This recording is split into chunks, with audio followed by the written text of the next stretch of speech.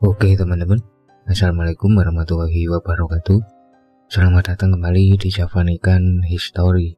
Perkenalkan, nama saya Abi dan di konten kali ini saya akan menceritakan pengalaman dari Dini pada saat dia melakukan pendakian ke Gunung Pangrango pada tahun 2015 silam. Nah, saat itu Dini mendaki bersama dua orang temannya, Arif dan Lucky.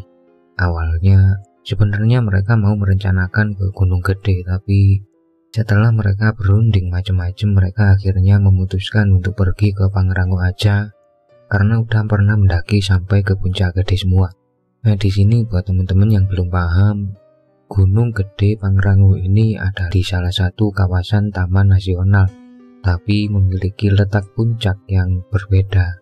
Nah, Gunung Gede tinggi puncaknya sekitar 2958 mdpl, sedangkan Gunung Pangrango memiliki ketinggian 3018 mdpl. Bisa dibilang Dini memang saat itu sangat aktif sekali. Beliau sering mendaki ke sana sini, bahkan sampai keluar Pulau Jawa. Nah, saat itu Dini bilang, pendakian Pangrango ini sebagai pendakian terakhirnya sebelum dia menikah. Jadi dia pengen vakum dari dunia pendakian setelah menikah dan fokus sebagai ibu rumah tangga. Mereka saat itu mendaki via jalur Cibodas karena memang jalur itu yang paling dekat dari lokasi mereka. Tapi ternyata pendakian terakhir Dini ini juga menjadi pendakian yang penuh teror tanpa dia duga sama sekali. Apa saja yang dialami oleh Dini, nggak usah lama-lama, langsung saja kita mulai ceritanya.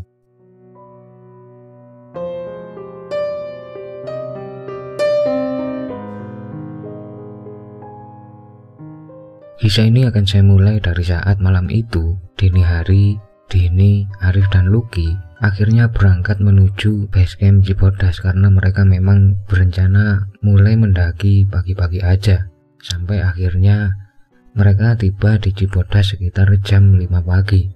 Mereka kemudian memutuskan untuk istirahat di salah satu warung yang sudah buka di sana sambil ngecek-ngecek logistik dan peralatan yang mereka bawa. Siapa tahu masih ada yang kurang apa gimana.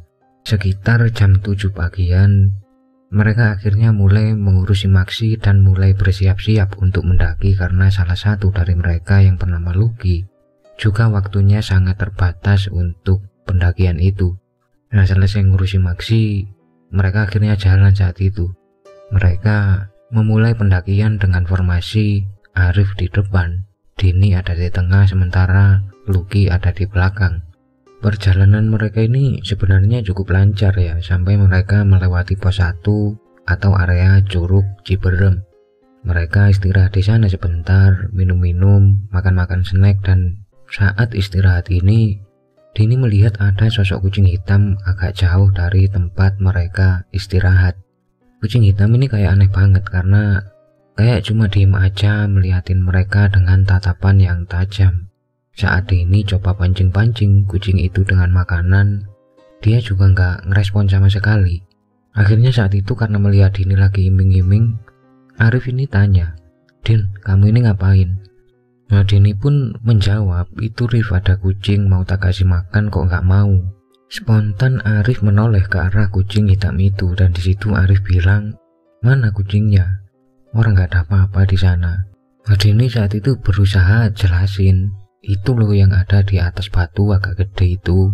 Sampai Dini ini kayak ngambil batu kecil atau kerikil gitu terus dilempar ke arah kucing itu. "Nah, itu loh di sana," sambil ngomong kayak gitu. Tapi ternyata Arif sama Lucky nggak ngelihat apa-apa. Anehnya, pada saat Dini melempar batu kerikil ke arah kucing itu tiba-tiba berdiri dan kayak marah gitu. Dan nggak lama kemudian kucing ini tiba-tiba hilang. Jadi benar-benar menghilang gitu, bukan pergi. Tentu Dini kaget dan ketakutan sampai akhirnya Arif dan Lucky menyuruh Dini biar agak tenang. "Udah Din, tenang aja. Udah, kalau kamu melihat yang aneh-aneh biarin aja. Sekarang mending kita berdoa aja biar nggak ada yang aneh-aneh lagi." Akhirnya mereka saat itu berdoa sebentar dan langsung melanjutkan perjalanan mereka. Nah, ketika mereka lanjut ini, jalur yang tadinya agak rame, masih ada suara-suara sayup-sayup orang ngobrol, entah pendaki yang di bawah bagaimana, suara-suara alam kayak suara burung dan lain-lain ini masih banyak. Tapi saat mereka mulai jalan lagi ini kok mendadak sepi.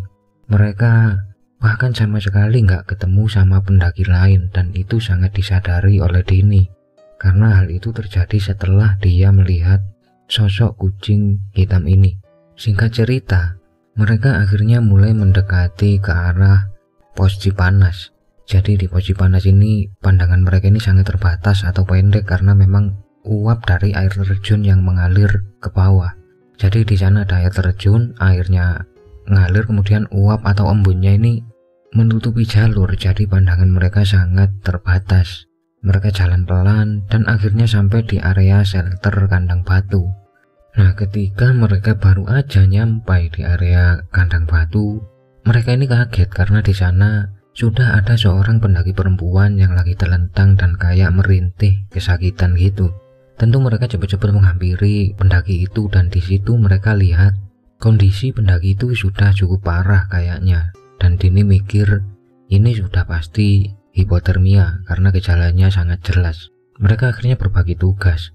Ada yang nyari kayu bakar buat api unggun, ada juga yang mulai menyiapkan buat masak air untuk pertolongan pertama.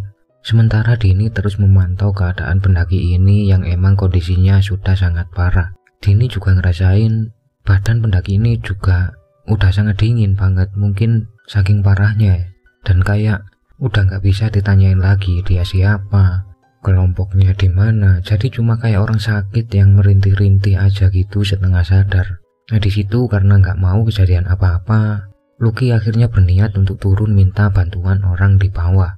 Sementara Dini dan Arif mengambil semua peralatan yang mereka punya untuk menghangatkan pendaki ini biar nggak tambah parah lagi hipotermianya.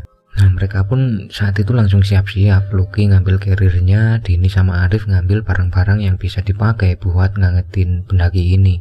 Jadi memang sempat ditinggal sebentar gitu. Tapi begitu Dini menoleh lagi ke arah pendaki yang hipotermia ini, tahu-tahu pendaki ini sudah lenyap, hilang aja gitu tiba-tiba nggak tahu kemana.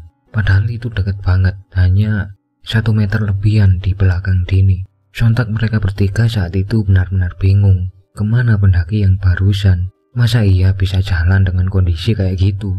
Tapi saat diperhatikan lagi sama Dini, bekas tempat pendaki itu ditemukan memang ada semacam bekas basah dan kayak ada bau aneh gitu.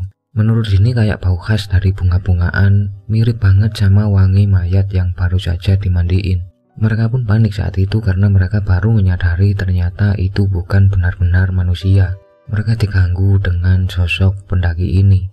Akhirnya karena sudah ketakutan, mereka langsung siap-siap dan buru-buru lanjut lagi, dan ternyata teror yang mereka alami belum berakhir sampai di situ. Karena pada saat mereka tiba di kandang batu sebenarnya masih siang, tapi mereka jalan terus kok kayak cuma muter-muter aja gitu sambil di sepanjang perjalanan.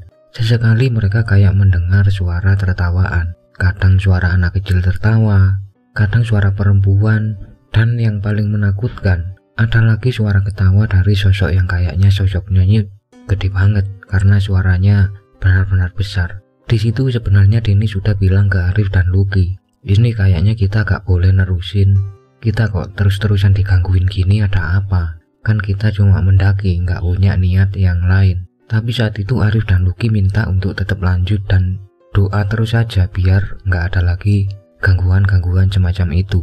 Mereka pun jalan terus saat itu dan cuaca sudah mulai berkabut. Dini mulai merasakan firasat yang gak enak lagi saat itu, dan ternyata firasat yang dirasakan oleh Dini ini benar. Jadi mereka mengikuti jalur, tapi kok gak nyampe-nyampe di pos selanjutnya. Sampai mereka ini benar-benar kayak kecapean. Mereka mau kembali juga bingung, udah sejauh itu masa balik lagi, nanti jalan jauh lagi. Yang ada malah ada apa-apa di jalan, apa gimana gitu. Mereka nggak punya pilihan lain selain terus jalan aja sambil ketakutan. Mereka kemudian baru tiba di area kandang badak sekitar sehabis maghrib karena Dini melihat jam tangannya sudah hampir setengah 7 malam.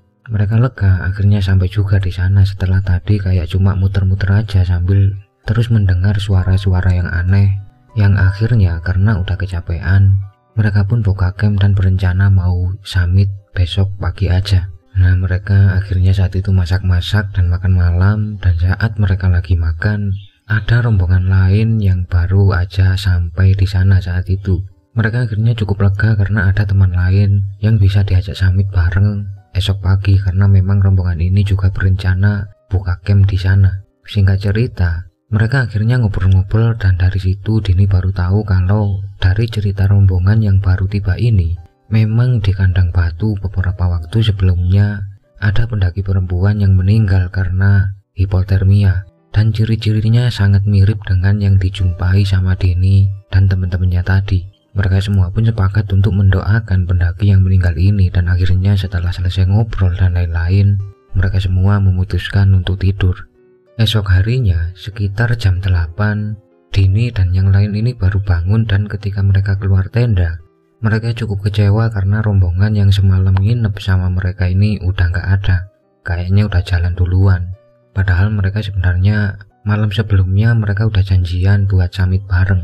Akhirnya setelah beres-beres dan nyiapin peralatan buat summit, Dini, Arif dan Lucky memulai perjalanannya lagi menuju ke puncak. Nah, perjalanan mereka menuju puncak ini sebenarnya bisa dibilang lancar. Udah nggak ada gangguan apa-apa, udah nggak gimana-gimana. Tapi mereka ternyata baru tiba di area puncak sekitar setengah 4 sore. Nah, di situ mereka juga heran, kok mereka nggak ketemu lagi sama rombongan pendaki yang semalam.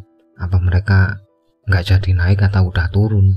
Nah, di puncak ini mereka sempat buat kopi ya. Kemudian mereka foto-foto, mereka melihat-lihat ke area kawah dan lain-lain. Sampai secara tiba-tiba langit menjadi gelap dan cuaca mulai berkabut cukup parah.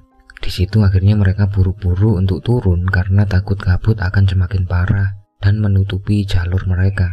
Mereka mulai jalan turun dan ternyata benar saja, kabut semakin parah dan entah kenapa formasi pendakian mereka berubah. Dini tiba-tiba jadi berada di belakang sendiri dan kesusahan nyari jalan saking parahnya kabut. Dini saat itu cuma bisa ngikutin suara dari teman-temannya yang ada di depan tanpa bisa melihat temannya dengan jelas, kayak cuma bayang-bayang yang samar aja. Sampai di satu titik, Dini menyadari kalau suara teman-temannya ini kok makin lama makin hilang. Tapi saat itu Dini ini sebenarnya masih melihat bayangan Arif sama Lucky di depannya agak jauh. Jadi dia ngikutin aja gitu sampai akhirnya ketika kabut sudah mulai hilang, Dini mulai bingung. Kok teman-temannya tahu-tahu udah nggak ada di depan, dan jalur yang dia lewati buat turun saat itu kayaknya beda sama jalur yang sebelumnya. Dini pun panik, dia noleh ke sana kemari nyari teman-temannya. Sampai akhirnya karena udah panik, Dini mempercepat jalannya turun. Dia cepet-cepet turun dan ngikutin jalur yang kelihatan aja, tapi Dini justru kaget karena tahu-tahu dia berakhir atau berhenti di tepi jurang. Disitulah Dini baru yakin banget kalau dia ini udah nyasar entah di mana. Akhirnya karena udah bingung mau gimana, mau nggak mau Dini harus putar balik atau jalan balik lagi ke atas. Dia jalan balik ke atas saat itu jauh banget ya, sampai akhirnya dia tiba di semacam percabangan. Nah, disitulah Dini baru inget jalurnya itu yang ke kiri karena dia tadi kayaknya ngambil jalur ke kanan sampai akhirnya dia berada di tepi jurang itu. Dini pun akhirnya turun lagi saat itu melewati jalur yang sebelah kiri dan akhirnya dia berhasil kembali sampai di area kandang badak. Ketika Dini tiba di kandang badak, Dini bingung kok Arif sama Lucky nggak ada di sana. Padahal mereka tadi jalan duluan di depan dan Dini juga sempat nyasar cukup jauh. Apa mereka ini turun duluan? Tapi nggak mungkin karena semua barang-barang mereka ini masih ada di sana. Akhirnya Dini pun nungguin mereka saat itu sambil masak-masak karena sudah lapar. Jadi Dini ini tiba di kandang badak lagi sekitar jam 7 malam. Tapi sampai jam 10 malam Dini nunggu kok Arif sama Lucky ini belum datang-datang. Sampai akhirnya Dini ketiduran karena capek dan tiba-tiba dia bangun karena kaget mendengar suara lari-larian. Dan ternyata itu adalah suara Arif sama Lucky. Nah, pada saat itu Dini melihat jam ternyata sudah jam 1 malam. Dini tanya, kalian ini kemana aja kok baru nyampe? Aku sendirian dari tadi di sini. Nah, di situ Arif cerita kalau saat mereka turun, mereka ini ketemu sama banyak banget percabangan. Jadi mereka bingung mau pilih jalur yang mana. Berulang kali mereka nyasar dan salah jalur sampai mereka tiba-tiba dihadang oleh sosok tinggi besar. Tapi mukanya nggak kelihatan, cuma kelihatan sampai ke pundak aja. Di situ mereka panik, mereka lari-larian dan tahu-tahu sudah sampai di kandang badak. Selesai cerita, Arif minta turun saat itu juga, entah kenapa. Nah, mereka pun beres-beres dan segera turun lagi, tapi lagi-lagi mereka dibuat bingung karena jalur makin lama makin hilang. Jadi mereka itu kayak lagi jalan di tengah-tengah hutan aja, nggak ada jalurnya. Nah, saat itulah teror yang lebih besar menimpa mereka. Jadi saat mereka lagi kebingungan, satu persatu muncul sosok-sosok pendaki dari berbagai arah, dan keadaan dari sosok-sosok ini juga macam-macam. Ada yang mukanya hancur, ada yang tangannya patah, ada yang penuh darah dan lain-lain. Tapi ketika diperhatikan, sosok-sosok ini kok ngelihatnya semuanya ke arah Lucky. Mereka bingung saat itu, emang Lucky kenapa? Nah, sambil mereka lari, mereka ini nanya ke Lucky, kamu ini punya niat apa ke sini? Nah, di situ Lucky bingung. Dia menjelaskan kalau dia ini nggak punya niat apa-apa, cuma pengen daki aja kayak biasanya gitu. Nah, mereka terus lari, tapi kemanapun mereka lari, entah kenapa sosok-sosok pendaki ini seperti terus mengikuti mereka. Jadi tahu-tahu tiba-tiba muncul di depan. Mereka kemudian lari lagi, tahu-tahu dari samping. Pokoknya muncul aja sosok-sosok pendaki ini secara terus-menerus. Jadi mereka ini jalan setengah lari turun dengan ketakutan karena terus-terusan diikuti oleh banyak sekali sosok-sosok pendaki itu. Nah, hal itu membuat Dini bingung, sebenarnya apa salah mereka kok jadi banyak teror sampai kayak gini. Nah, singkat cerita, mereka pun akhirnya berhasil tiba kembali di pos 1 tepat saat azan subuh ya. Dan gak lama setelah mereka sampai, tiba-tiba dari atas sudah banyak banget relawan dan tim SAR yang baru turun, yang ternyata memang lagi mencari rombongan mereka. Jadi kata tim SAR, sudah sekitar 5 hari mereka ini nggak turun-turun. Tentu Dini, Arif, dan Lucky bingung karena mereka ini cuma 2 malam aja di sana. Itu pun juga mereka buru-buru turun karena terus-terusan diteror hal yang macam-macam. Akhirnya mereka saat itu turun ke base camp sama-sama, dan saat mereka tiba, ternyata di base camp sudah ada orang tua Lucky atau ada ayah ibu Lucky lagi nungguin. Sementara katanya keluarga Dini sama Arif masih nunggu kabar dari rumah. Di situ akhirnya Dini cerita semua apa yang mereka alami selama di atas, dan ternyata cerita dari Dini membuka fakta baru yang lebih mengerikan. Jadi saat itu orang tua Lucky emang ke sana bawa mobil ya. Jadi mereka semuanya ini akhirnya pulang bareng-bareng naik mobilnya orang tuanya Lucky. Nah, saat perjalanan akhirnya ayah Lucky yang dari tadi kelihatan kayak mikir gitu bercerita bahwa dulu sekitar tahun 70-an dia mengaku pernah mendaki dengan sekelompok pendaki asal Sragen. Ayah Lucky saat itu masih sangat muda, dia baru berusia 19 tahun, tapi soal pendakian dia udah sering kemana-mana. Sampai akhirnya ayah Lucky ditunjuk sebagai leader sekaligus navigator untuk memimpin 19 orang pendaki asal Sragen untuk mendaki ke Gunung Gede Pangrango. Pendakian ayah Lucky ini ternyata tidak berjalan lancar karena emang anggotanya yang dia pimpin ini jauh lebih tua dari dia pada saat itu. Jadi mereka ini sering debat, sering susah diatur di sepanjang pendakiannya. Sampai akhirnya mungkin karena mereka ini ribut terus, nggak bisa diem, dan beberapa juga malah berkata-kata kasar dan kotor. Mereka mulai diteror oleh berbagai penampakan sampai mereka lari kocar-kacir, tersebar atau terpisah-pisah. Nah, di situ ayah Lucky karena takut dan mungkin dia masih muda, jadi bingung mau gimana.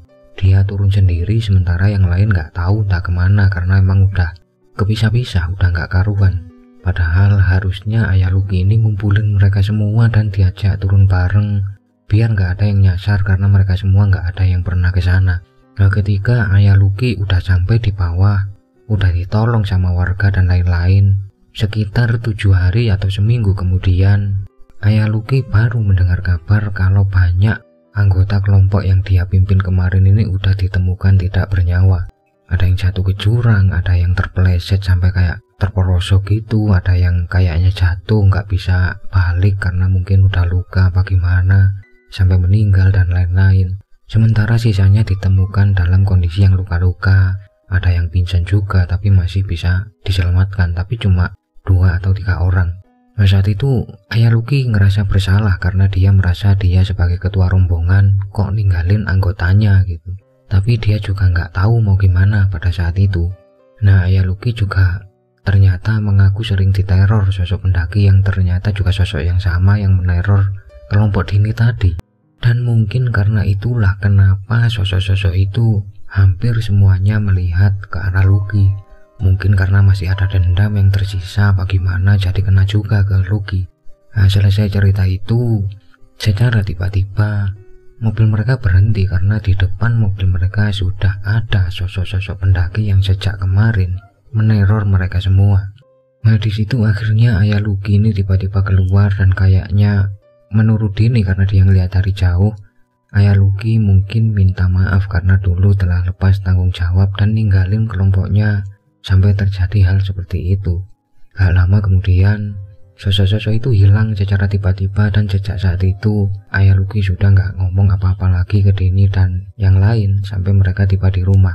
Anehnya, 3 hari setelah Dini pulang, Dini mendapat kabar kalau ayah Lucky meninggal secara tiba-tiba tanpa alasan yang jelas. Bahkan katanya sudah diperiksa dokter dan nggak ada sakit atau riwayat apa-apa yang terjadi ke ayah Lucky. Apa yang dialami Dini menjadi kenangan tersendiri untuk dia karena di pendakian terakhirnya itu ternyata Dini harus melewati banyak kejadian, bahkan juga mengungkap banyak kejadian juga yang terjadi di masa lalu. Semoga apa yang dialami oleh Dini bisa jadi pelajaran untuk kita agar kita seenggaknya bisa menyadari dan berpikir kalau mau ngelakuin sesuatu, karena kita nggak akan pernah bisa lari dari kesalahan dan mungkin aja itu juga malah berdampak ke anak cucu kita. Terima kasih buat Dini yang sudah membagikan ceritanya. Salah satu cerita yang paling menarik yang pernah saya bawakan ya, karena nggak cuma soal teror makhluk halus atau gimana, tapi ada kejadian atau cerita di balik itu semua. Dan semoga kisah Dini ini bisa menghibur kalian semua dan bisa diambil pelajarannya. Semoga Mbak Dini dan semua kelompoknya yang mendaki waktu itu selalu diberi kesehatan dan dilimpahkan rezekinya. Jangan lupa subscribe untuk cerita-cerita selanjutnya. Sampai ketemu di cerita-cerita berikutnya dan salam Rahayu.